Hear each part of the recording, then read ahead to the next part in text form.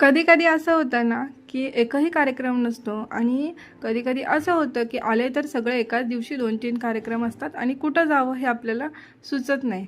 तर असंच आमच्या बाबतीत देखील झाले. आम्ही सुद्धा एक प्रोग्राम अटेंड करण्यासाठी निघालेलो होतो. तर ते म्हणजे माझ्या नणंदबाईंनी बांधलेलं आहे घर, त्यांच्या घराची आहे वास्तुपूजा. तर आम्ही सगळे निघालेलो होतो. तर एक प्रोग्राम तर आमचा चुकला, तर एक प्रोग्राम तर अटेंड करायला भेटला. त्या प्रोग्रामला नंतर कधीतरी जाऊन भेटून यायचं असं ठरलं. तर आम्ही घरी गेलो. त्यांच्या खूप सुंदर असं त्यांनी घर बांधलेलं होतं. मला तर प्रचंड आवडलं. म्हणजे त्यांचं किचन खूप छान झालेलं होतं. तर ग्रहपूजा वगैरे त्यांनी आधीच करून घेतलेली होती आणि आज फक्त सत्यनारायणाची पूजा घातलेली होती.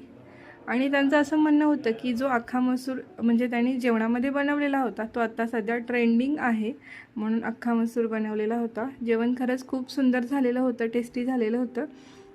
तर प्रोग्राम वगैरे आटोपून आम्ही निघालो होतो ताईंच्या घरी. ताईंच्या घरी पोहोचलो. मस्त असा फराळ वगैरे केला सगळ्यांसोबत. बऱ्याच दिवसांनी खूप छान गप्पा रंगल्या होत्या आमच्या. तर त्यांना देखील बाय बाय करून आम्ही निघालो आमच्या घरी. म्हणजेच आपल्या परतीच्या वाटेला. मुलांना घेऊन आलेलो नव्हतो, ते स्कूलमधून आले असतील. जवळपास 6 वाजलेले होते आणि आम्हाला घरी पोचायला वाजले 8. तर फक्त आज जेवणामध्ये केला होता मटर पुलाव.